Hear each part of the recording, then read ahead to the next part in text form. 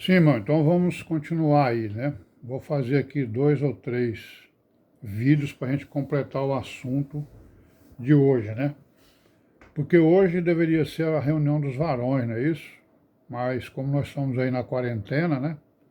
Que hoje é o primeiro domingo do mês de julho, deveríamos estar hoje reunidos para nos aperfeiçoarmos na palavra. Então, por isso que eu resolvi falar aqui sobre a nossa essência, a essência de Deus, né, da divindade, para nós aprofundarmos aí os nossos conhecimentos. Paramos aqui no capítulo 5 de Apocalipse, no versículo 6, quando nós vimos aqui que João viu um cordeiro e 7 pontas, que eram os 7 Espíritos de Deus enviados a toda a terra.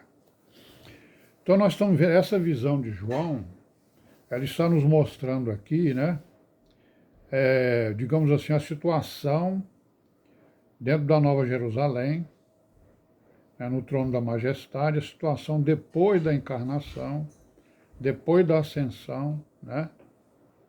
Então ele mostrou essa situação ali, depois da encarnação e depois da ascensão do Senhor Jesus e da sua glorificação lá no céu. Não é isso? Então, então nós vimos aí, né? O Tessalonicenses 5:23 diz que nós temos um corpo, uma alma e um espírito. Nós vimos aí que o nosso corpo, 70% é água, né? A nossa alma é o sangue e o nosso espírito. Nós não sabemos exatamente o que é o espírito, mas nós entendemos que ele é a nossa mente, né? Certo? Aí onde é que nós vamos agora? Então nós vamos ver que isso aqui é uma situação que foi vista depois da encarnação. Vamos ver aqui uma situação antes da encarnação, que é no capítulo, que é em Gênesis, no capítulo 14, né, que todos nós conhecemos, mas nós vamos ver que isso aqui aconteceu no capítulo, né, com Abraão, né? Melquisedeque e Abraão. Então, no capítulo 14 de Gênesis, no versículo 18, nós estamos vendo aqui uma situação antes da encarnação, ou seja, antes que o Senhor Jesus viesse ao mundo, né? Para cumprir o evento da redenção. Então nós vemos aqui o seguinte, ó. Melquisedeque, rei de Salém, trouxe pão e vinho, e era esse sacerdote do Deus Altíssimo. E abençoou e disse, bendito seja Abraão, Deus do Altíssimo, possuidor dos céus e da terra. E bendito seja o Deus Altíssimo, que entregou os seus inimigos nas suas mãos. E deu-lhe o dízimo de tudo, que foi Abraão que deu o dízimo de tudo a ele, né? Então esse Melquisedeque, né, quem nos revela acerca dele, quem é? Hebreus, né? Então em Hebreus no capítulo 7, nós vamos ver a revelação de quem é esse Melquisedeque. Não é isso? Se bem que lá já existe alguma revelação, porque se ele é um sacerdote do Deus Altíssimo, e se ele é um rei de Salém, que é o rei de paz, então nós podemos entender, né, que Melquisedeque não é qualquer pessoa, não é um humano, né? E aí Paulo, escrevendo aqui aos Hebreus, entendemos que seja Paulo que escreveu os Hebreus, né? Que ele vai dizer o seguinte no capítulo 7, versículo 1. Porque este Melquisedeque, que era rei de Salém, sacerdote do Deus Altíssimo, que saiu ao encontro de Abraão quando ele regressava da matança dos reis e o abençoou, né? A quem também Abraão deu o dízimo de tudo, e primeiramente é por interpretação rei de justiça, e depois também rei de Salém, que é rei de paz. Então ele é rei de justiça e é rei de paz. Eu não conheço nenhum homem que tenha essa capacidade de ser rei de justiça e rei de paz, né? Não é isso? Não tem. E sacerdote do Deus Altíssimo. E mais, ó, versículo 3, sem pai, sem mãe, sem genealogia, não tendo princípio de dias nem fim de vida, mas sendo feito semelhante ao Filho de Deus, permanece sacerdote para sempre. Então ele está falando de Melquisedeque e ele está falando de Jesus Cristo, né? Sem pai, sem mãe, sem genealogia, Ele está falando o quê? Ele está falando que o Senhor Jesus não é uma criatura, ele não é um homem, né? Ele não tem pai nem mãe. Embora como homem ele tenha uma mãe, né? Que é Maria. Mas ele não tem genealogia. Ele como filho de Deus, ele não tem. Tem o pai, né? Claro, né? Mas ele não é fruto de criação, ele não é uma criação do pai, certo?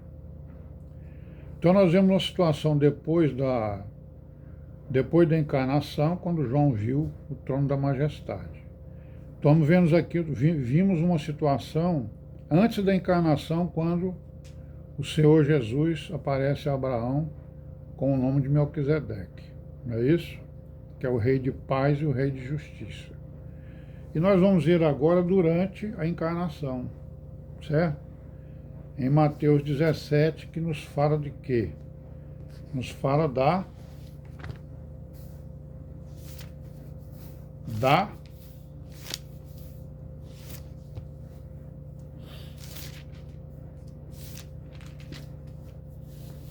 transfiguração, né, irmãos? Nos fala da transfiguração, que diz assim. 17:1. 6 dias depois tomou Jesus consigo a Pedro, Tiago e João e seus irmãos, conduziam em particular a um alto monte. Transfigurou-se diante deles e o seu rosto resplandeceu como o sol. Os seus vestidos se tornaram brancos como a luz. E eis que lhe apareceram Moisés e Elias falando com ele.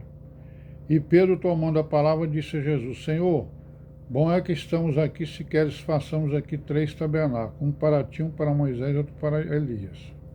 Estando ele ainda a falar, eis que uma nuvem luminosa os cobriu, e da nuvem saiu uma voz que dizia: Este é meu filho amado, em quem me comprazo, escutai-o. Então, irmãos, nós estamos vendo aqui uma situação durante a encarnação. Jesus Cristo já tinha se encarnado, né? E ele está mostrando aqui a sua verdadeira identidade. Não é isso? Sua verdadeira identidade. E nós vemos aqui ao mesmo tempo que houve uma voz que veio lá de cima, né? E disse que ele era o seu filho muito amado e em quem me compraz escutar. Então essa voz é, com certeza, a voz do Pai eterno, né? Certo? Então, nós podemos ver que lá em Apocalipse, no capítulo 1, vai acontecer a mesma coisa. João vai ver o Senhor Jesus, né? Ele vai ver o Senhor Jesus pela segunda vez na sua essência, né? Quando ele diz aqui, né, no capítulo 1 de Apocalipse, no versículo 13 em diante, 12 em diante, ele diz assim: